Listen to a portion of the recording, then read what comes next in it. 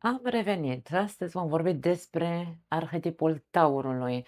Insist, taurul nu ca persoană, ci taurul ca arhetip. Arhetip care se află în fiecare dintre noi. Fiecare dintre noi avem o hartă natală unde taurul este undeva așezat într-o anumită arie, așadar această energie există în fiecare dintre noi. Începem cu începutul. Dacă nu ați văzut materialul cu berbecul, vă invit să-l vedeți pentru că berbecul se află și el, ce să vezi, pe harta ta natală, așa cum se află și taurul. Așadar, te invit să vezi primul material și acum trecem la explicația acestui arhetip. Arhetipul taurului este, în primul rând, guvernat de planeta Venus. Am omis aici, n-am scris la fel ca la berbec, însă nu contează, este guvernat de planeta Venus. O planetă receptivă, o planetă feminină, este un semn fix de pământ care are calitatea de a ne împământa, să spunem așa, de a fi cu picioarele pe pământ, de a ne ajuta să fim cu picioarele pe pământ, sau care caută neapărat stabilitate, da? Toți căutăm stabilitate undeva pe o arie din viața noastră. Este o energie feminină, yin, da? Receptivă, după cum am spus, care caută stabilitate. Are funcția în fiecare dintre noi, acest arhetip îndeplinește funcția de a ne oferi acea siguranță, stabilitate, autostimă și de a crea valoare în interiorul nostru. De a crea valoare în interiorul nostru care are legătură cu ce? Cu autostima noastră și, da, cu autostima și a crea valoare în exteriorul nostru, da? Sau a pune accent pe valoare, nu neapărat pe lux, aici am scris lux, da?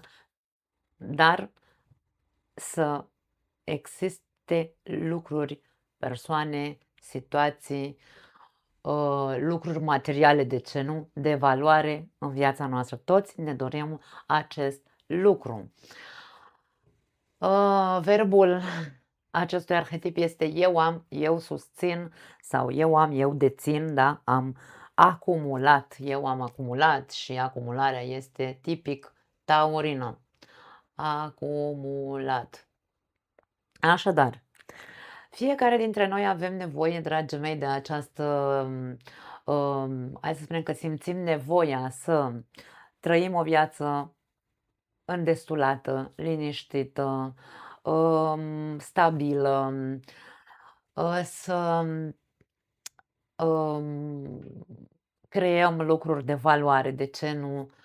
Să avem relații, să avem, na, fiecare ce ne dorim să avem. Toți ne dorim să avem ceva al nostru, da? Pentru că despre asta e vorba. Toți vrem să fim susținuți, toți căutăm să fim susținuți, toți încercăm să susținem undeva unde avem acest arhetip pe harta noastră natală. Acest arhetip, așa cum am spus la berbec, vine cu, ca totul în această viață, vine cu pozitiv și negativ și cu un centru cheie, să-i spunem într-un fel sau altul, care vine direct de la guvernatoarea, în acest caz, a lui Venus. Așa cum am spus la berbec, voi rămâne pe aceeași linie pentru că este cum consider eu că se înțelege cel mai bine. Începem cu partea negativă din acest arhetip. De ce? Pentru că întotdeauna partea negativă în această eră a cunoașterii, în această eră spirituală în care ne-am aflat cu Neptun în pești, în care au ieșit în ultimii 12 ani la suprafață tot felul de criterii spirituale, psihologice, care mai ciudate, care ne spune că trebuie să ne detașăm de tot ceea ce este negativ în viața noastră, dragii mei. Ei bine, eu vin să vă dau mintea peste cap și să vă spun că nu. Tot ce este negativ în noi poate fi foarte pozitiv în anumite momente și tot ce se consideră că este pozitiv și pus așa pe un mare piedestal se poate transforma în ceva, hai să spunem, destructiv pentru noi. Așadar, hai să vedem. Aici vorbim despre din punct de vedere negativ, mai ales acum. Eu nu vreau să vorbesc despre nativii tauri, însă nativii tauri, așa cum am spus la nativii berbec, nativii tauri vin în ADN-ul lor cu aceste, deci e ca și cum cunosc lecția pe interior, sunt dotați cu toate aceste, hai să le numim, nu știu, energii, cuvinte cheie, cum vreți voi să le spuneți. Ei înțeleg cu ce se mănâncă, știu și probabil se vor regăsi în ceea ce spun, pentru că insist, cum am zis și la berbec, niciun berbec nu e ca celălalt, niciun taur nu e ca celălalt, fiecare dintre noi, acolo unde avem taurul pe harta noastră natală, avem aceste nevoi. Ok? Bun, începem cu partea negativă. Atașament și dependență. De ce este atât de respins sau se vorbește atât de greșit despre a fi atașat și dependent? Când vorbim despre atașamente în psihologie, se vorbește foarte mult despre atașamente în diferite grade. Atașament anxios, atașament de la, cum se zice, că nu-mi vine acum în minte. În fine, nu contează, știți despre ce vorbesc. Nu-mi vine acum în minte că sunt concentrată pe materialul ăsta. De ce este atât de respinsă ideea unui atașament? De ce ne este interzis să ne atașăm de lucruri și de persoană? De ce eu nu mă pot atașa de ceea ce eu am, de ceea ce eu iubesc, de ceea ce eu valorez în viața mea? De ce trebuie să mă desprind neapărat de ele? Da? De ce nu pot să mă atașez de partenerul meu de viață sau nu că nu pot? Nu este bine, domne, să te atașezi. De ce? Întotdeauna m-am întrebat, de câte ori am văzut materiale de genul ăsta, de ce se pune accent pe a nu te atașa? Atașamentul și dependența de lucruri este toxică în momentul în care nu accept ideea că persoana de lângă mine, eu pot fi atașată de ea, însă conștientizez, că de-aia avem soarele pe harta noastră natală, care înseamnă conștiință, coerență și conștiință, da? Am explicat, vedeți materialul cu soarele dacă nu l-ați văzut. Când eu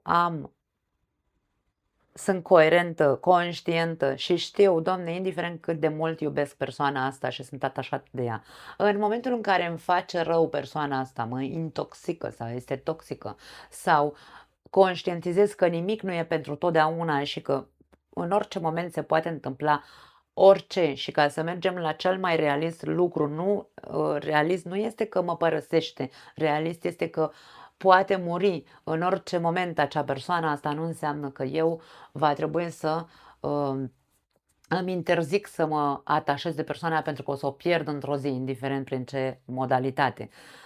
Este o tâmpenie să nu folosim atașamentul, dar nu ca dependență toxică în care să stau acolo pentru că, vezi, Doamne, ce să zic, iubesc, dar îmi rupe oasele. Deci aici e o mare diferență. Totul este, hai să spunem, greșit interpretat. Da? Acești termeni negativi al acestui arhetip sunt prost interpretate. Da. Rigiditate. Se vorbește despre acest arhetip ca fiind rigid, încăpățânat, foarte rezistent aici, da? Rigiditate, încăpățânare. Ok, dacă nu ar exista această rigiditate în interiorul nostru în care să zicem, băi, eu știu sigur despre ce vorbesc. Da? Deci nu pot să-mi schimb părerea, nu pot să-mi dai cu sapa în cap să-mi schimb părerea în momentul în care eu știu despre ce vorbesc. Altceva este că eu sunt rigidă, că folosesc rigiditatea, că de-aia am conștiința, da? Ar trebui să am un nivel de conștiință să mă observ dacă aceste manifestări negative din această energie arhetipală mă face să fiu rigid aiurea, în care nu sunt niciodată de acord cu nimeni, nu accept niciun fel de o altă opinie, da? Atunci rigiditatea este negativă, bineînțeles, însă de ce să nu o transform în pozitivă când eu știu foarte bine că am dreptate, nu pentru că sunt căpasă sau pentru că sunt, nu știu, arogantă, nu, pentru că într-adevăr e un lucru pe care eu îl știu sau este un lucru de care eu sunt sigură, da? Așadar, Încăpățânarea, dacă nu am fi încăpățânați, nu am obține absolut nimic în viață, dragii mei. Încăpățânarea duce la perseverență, duce la determinare și nu mă las până când nu construiesc ceea ce îmi doresc. Această stabilitate, această autostimă, această valoare. Valoarea reprezintă, din punct de vedere al acestui arhetip, cum mă valorez pe mine. Sunt în stare să pun un preț pe mine și să zic eu știu care este valoarea mea, pentru că taurul în tarot nu degeaba este guvernat de împărăteasă. Da? Împărăteasa este aceea care înglobează cele 4 energii, cele 4 regine. Așadar, sunt eu în stare să pun preț pe mine? Cât cost eu? Care e valoarea mea? Valoarea mea reprezintă ceea ce eu cred că este foarte bun în mine și ceea ce cred că este valoros pentru ceilalți. În momentul în care valoarea mea este una egocentrică, pentru că orice arhetip poate fi egoist și egocentric. Da? În momentul în care eu valoarea mea o consider că eu sunt cel mai bun și cel mai așa, pentru că am făcut 15.000 de facultăți, pentru că am 15.000 de porci în baltă, 10.000 de vile, 500.000 de mașini, luxurile de pe lume și aia e valoarea mea, pentru că mă identific cu lucrurile materiale și spun că eu sunt mai valoros ca tine pentru că am aceste 15 milioane de vile, atunci am o mare problemă aici, la căpuț. Da? Așadar, încăpățânarea este foarte bună pentru că ne ajută să fim determinați și perseverenți în această viață. Materialismul. Se spune foarte mult despre acest arhetip că este materialist. Ok. Cine în această viață ne interzice să nu ne dorim lucruri materiale, lucruri palpabile? Cine spune că nu e ok să avem lucruri? Cel mai mult a spus religia, care, da, în general biserica, în Biblie nu cred că se scrie prostii de genul ăsta.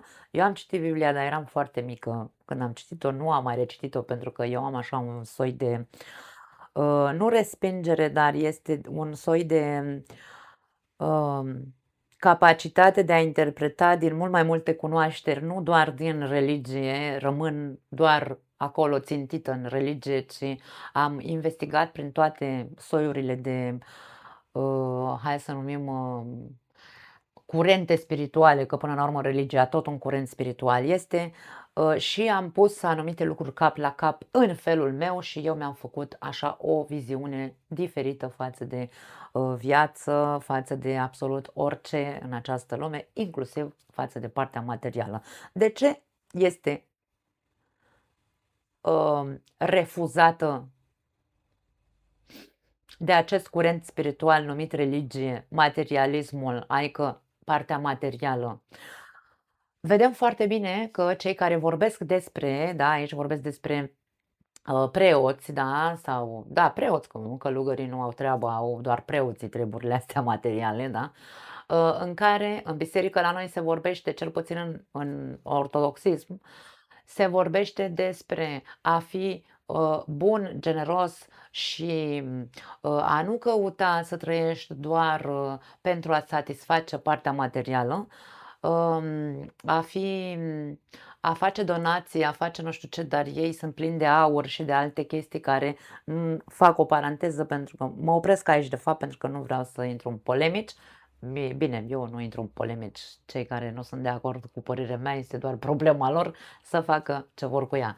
Acum, de ce să nu încercăm să ne schimbăm un pic mentalitatea că acest arhetip nu este, hai să spunem, materialist pentru că vrea doar să acumuleze bani, bani, bani, bani. Nu!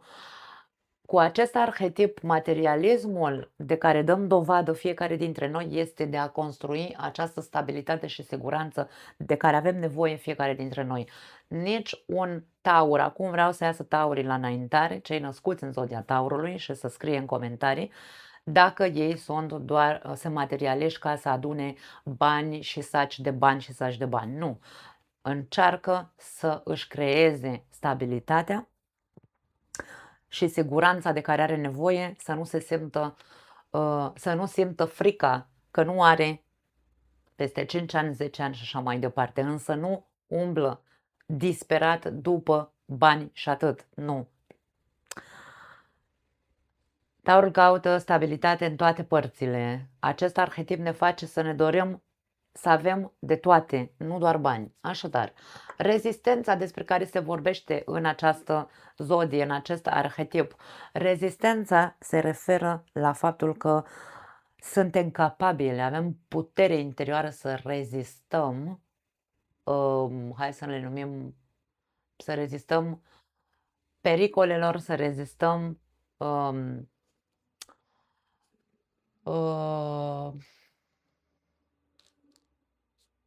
crizelor, într-un fel sau altul, da? Deci aici vorbim despre faptul că nu este un lucru negativ să vedem că, vezi, Doamne, dacă rezistăm unei situații complicate, când folosim pe negativ cu adevărat, că nu ne observăm, nu ne auto-observăm că suntem rezistenți, devenim rigizi, da? Pentru că era și aici acest cuvânt. Devenim rigizi și nu ne mișcă nimeni din loc, indiferent ce se întâmplă în viața noastră. Atunci nu este ok, trebuie observat ce am de făcut să schimb această situație, însă este foarte bine să implementăm această rezistență, să o construim într-un fel sau altul în interiorul nostru. Se vorbește despre lene.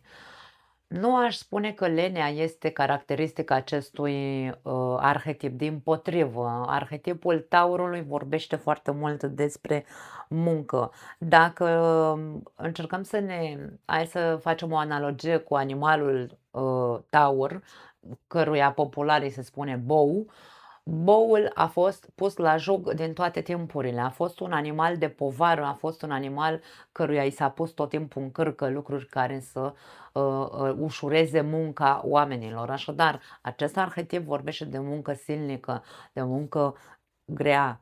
Când vorbim despre lene, vorbim despre lenea în care vine de la excesul căutării stabilității, care pe pozitiv este foarte ok să o căutăm, da? Și să ne o construim, însă în momentul în care suntem atât de stabili, devenim atât de comozi, încât devenim atât de leneși să ne mai dăm jos din pat în weekend și nu facem decât să stăm să dormim în sofa toată ziua uitându-ne la Netflix. Aia este lenea, nu lenea de a face lucruri, nu, dimpotrivă. Vorbim despre gelozie, posesivitate.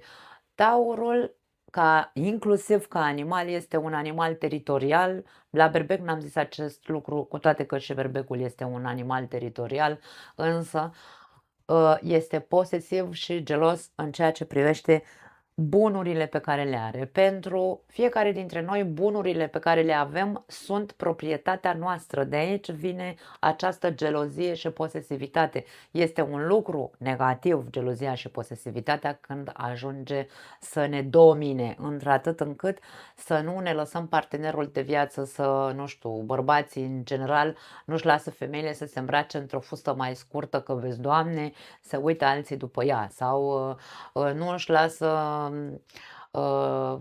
femeia să se ducă cu prietenele la cafea, că e frică, că vezi, Doamne, se îmbârligă cu altul. Aici e o problemă de autostimă, nu are legătură, da? Deci dacă tu nu ți-ai construit o bună autostimă, atunci, da, vei folosi gelozia și posesivitatea pe parte negativă. Însă e foarte ok să fii gelos și posesiv cu ceea ce tu consideri că e al tău și ai construit într-un mod pozitiv, da? Imobil, adică e static, nu se mișcă, domne. Da, acest arhetip face ca fiecare dintre noi să fim, hai să spunem, atât de imobili, atât de împământați în momentul în care acolo unde suntem ne simțim în siguranță. Bineînțeles că nu vrem să schimbăm absolut nimic, pentru că aici avem rezistența la schimbare. Cine vrea să schimbe ceva în momentul în care are ceva sigur? Adică, mi-am cumpărat, nu știu, hai să dăm tot timpul să încercăm sau... Nu, hai să nu mai dăm exemple din lumea materială doar, că nu e doar despre asta. mi-am construit o autostimă foarte bună. Mă simt sigură pe mine, simt și știu că sunt o persoană foarte valoroasă. Ce nevoie am să schimb asta? Normal că aici rămân, frate. Cu timpul când, am, ajuns pentru că nu suntem aceleași persoane ca acum 5 ani, în momentul în care am trecut la o altă etapă a vieții mele și văd soarele, observ, conștientizez că, domne, parcă în ultimii ani îmi lipsește ceva, implementez alte lucruri. Asta nu înseamnă că este greșit să rămân așa de moment dacă sunt foarte bine cu mine, da? Și cum vorbeam despre partea materială, dacă am o casă pe care mi-am cumpărat-o, nu știu, în București, să dau un exemplu, da? De ce trebuie neapărat să o vând ca să mă duc la Iași? Dau un alt exemplu tâmpit, da? Sau deci aici vorbim despre hai să încercăm să conștientizăm ce din aceste lucruri atât de negative sunt chiar atât de negative, da? Din punct de vedere pozitiv, stabilitate, valoare, corp, vorbim despre corpul nostru. Acest arhetip are, hai să spunem așa, um, reprezintă atenția către corpul nostru. Dacă nu avem grijă de corpul nostru și nu îl valorăm, ne batem joc de el, da? Pentru că e pe pozitiv, dar uite ce să facem, nu îl folosim, domne, cum trebuie pozitivul ăsta în interiorul nostru. Ce înseamnă pe pozitiv? Îl valorez, adică am grijă de el, îi dau să mănânce, nici nu-l țin de mâncat, dar nici nu-i dau în exces multe prostii. Sunt foarte atent la ce, aici am scris cele 5 simțuri, cel mai important lucru de reținut cu acest arhetip. În momentul în care eu îmi activez, îmi ascult corpul prin toate cele 5 simțuri, atunci, într-adevăr, folosesc pe pozitiv, valorez corpul, îi dau plăceri. Corpul este despre plăcere, dragii mei. Foarte mulți dintre noi nu folosim corpul ca plăcere sau nu folosim acest arhetip dezvoltându-ne cele 5 simțuri. Cele 5 simțuri sunt nevoile noastre de bază din toate timpurile, ok? Văzul este pentru a vedea, pentru a observa, pentru a vedea în exterior, da? Conștiința, soarele este a vedea pe interior.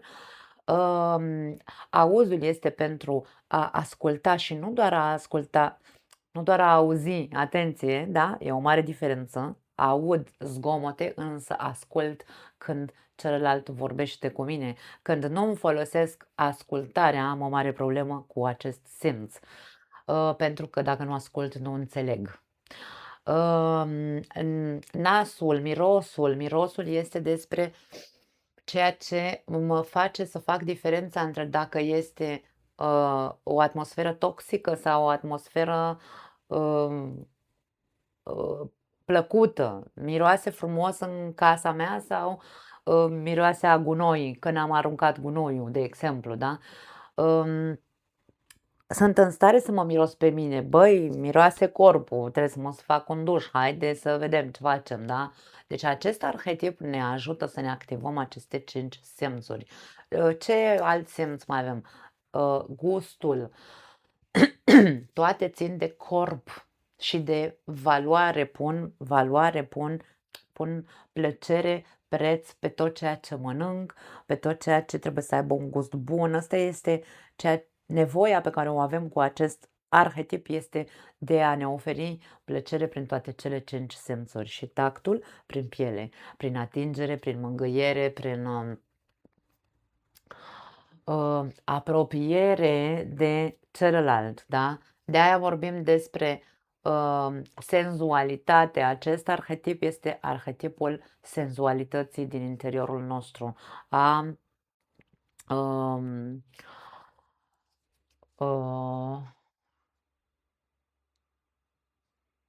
Da, venea să spun a feminității, nu are legătură doar cu femeile, da? Să ne înțelegem, are legătură cu feminitatea, cu ceea ce este fin, frumos, Din nou invit nativii tauri să iasă la rampă și să vorbească despre ce simt ei când ating pielea sau ce nevoi au din punct de vedere senzorial, da? Pentru că este cel de-al cincilea simț. Bun, toți avem nevoie să avem răbdare cu noi înșine, în primul și în primul rând. Noi nu putem să avem o autostimă bună dacă noi nu suntem, nu avem răbdare cu noi, dacă nu învățăm de ce nu să ne susținem singuri, să ne oferim plăcere singuri, să avem grijă singuri de corpul nostru, să ne valorăm pe noi înșine și să ne oferim singuri stabilitatea și siguranța de care avem nevoie, fie ea interioară, fie ea exterioară. Despre asta vorbește acest arhetip și toți îl avem în interiorul nostru. Când vorbim despre senzualitate, eu aici am scris lux, plăcere, plăcere fără vinovăție, care este legată de marea prostie care se vorbește în ziua de astăzi despre hedonism. Toți suntem hedoniști, dragii mei, toți vrem să ni se împlinească plăcerile, să trăim o viață în deplinătatea, nu știu, sau nu-i corect spus, împlinită din toate punctele de vedere. Hedonismul, din nou, a fost prostituat în această eră modernă în care trăim, pentru că se spune că este plăcere, da? Eu am căutat nu în dicționar, însă am căutat pe Google, pe Google și Google zicea că hedonismul în viața modernă, de exemplu, este comparat cu plăcerea instantanee, adică în ziua de astăzi se spune că cel care este hedonist este cel care vrea să îi se satisfacă plăcerile imediat, da? Este plăcerea imediată. Ei bine, în antichitate, sau hai să spunem în filozofie, pentru că acolo se vorbea despre hedonism, era vorba despre plăcerea pe care trebuie să mi-o ofer fără să mă simt vinovat. Despre asta este vorba cu acest arhetip al taurului în interiorul nostru. Acolo unde avem taurul pe harta noastră natală, acolo se află nevoia noastră de tot ceea ce este frumos, luxos între ghilimele, da? Hai să-l punem între ghilimele, pentru că, insist, nu vorbim despre luxuri, palate și altele cu acest arhetip. Plăcerea sexuală, plăcerea senzorială, plăcerea odihnii, plăcerea mâncării, plăcerea să am o persoană plăcută lângă mine, bineînțeles, toți căutăm aceste lucruri.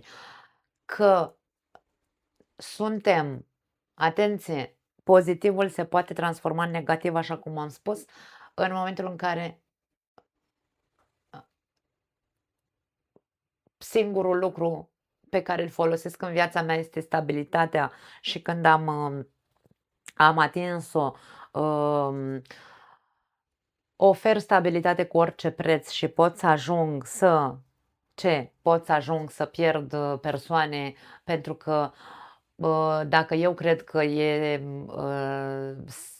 stabilitate în viața mea alături de persoana asta, nu sunt conștient că o pot pierde, sau dacă singurul lucru care îl caut, o să ajung un comod, o comodă, auzi, o persoană comodă care nu mai face niciun efort în viață. Dacă pun valoare și preț doar pe partea materială, atunci bineînțeles că se transformă într-un lucru negativ, pentru că nu mă mai bucur de niciun fel de plăcere. Singura plăcere pe care o am este să adun, să acumulez și nu este ok, este negativ.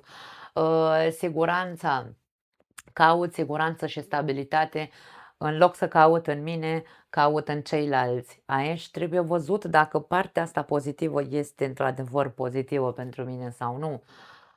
Răbdarea, am răbdare la infinit cu...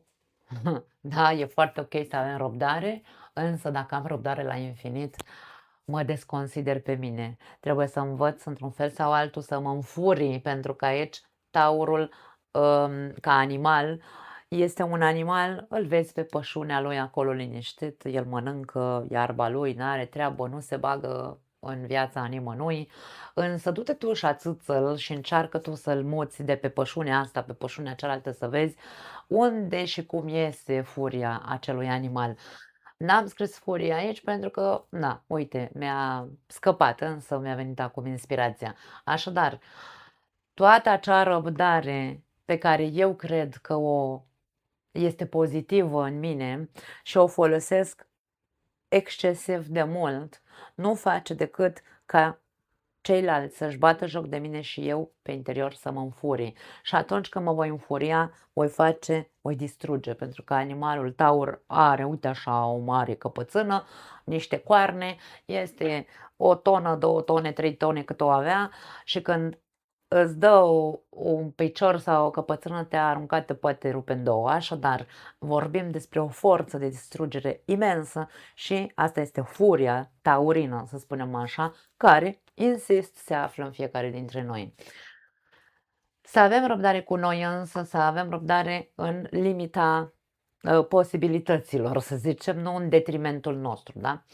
Este foarte ok să învățăm să ne susținem singuri și să ne dăm voie, dragii mei, să ne folosim acele 5 simțuri și să ne dăm voie să experimentăm ce înseamnă senzualitatea, sexualitatea este foarte importantă în acest arhetip, pentru că vorbim despre Venus. Atât Marte, planeta Marte, cât și planeta Venus vorbesc despre această parte a noastră sexuală, senzuală, unde avem nevoie de iubire, pentru că Venus este Afrodita, zeița iubirii. Cu toții avem nevoie de iubire, cu toții căutăm iubire, nu căutăm doar stabilitate și siguranță, căutăm și iubire. Și iubirea se activează în interiorul nostru în momentul în care, după ce noi ne-am făcut treaba cu noi înșine și ne cunoaștem valoarea personală, atunci învățăm să ne dăm voie să fim senzuali. Când ne ascultăm corpul nostru, cu acest arhetip, corpul nostru ne vorbește, el știe ce nevoie are. Dacă nu ne ascultăm nevoile corpului nostru, atunci acest arhetip nu este, hai să-l numim, activat pe harta noastră natală și trebuie să învățăm să îl activăm prin toate cele 5 simțuri. Pentru mine, arhetipul taurului înseamnă cele 5 simțuri pe care le avem în interiorul nostru. Hai să ne dăm voie să le folosim, pentru că atunci, într-adevăr, o să devenim persoane stabile, sigure pe noi, cu o foarte bună autostimă, cu foarte mare valoare personală și să vom ști ce să facem în această viață, dragii mei. Nu va fi doar despre eu am și eu susțin ca parte palpabilă, ci eu mă am pe mine, eu mă susțin pe mine, eu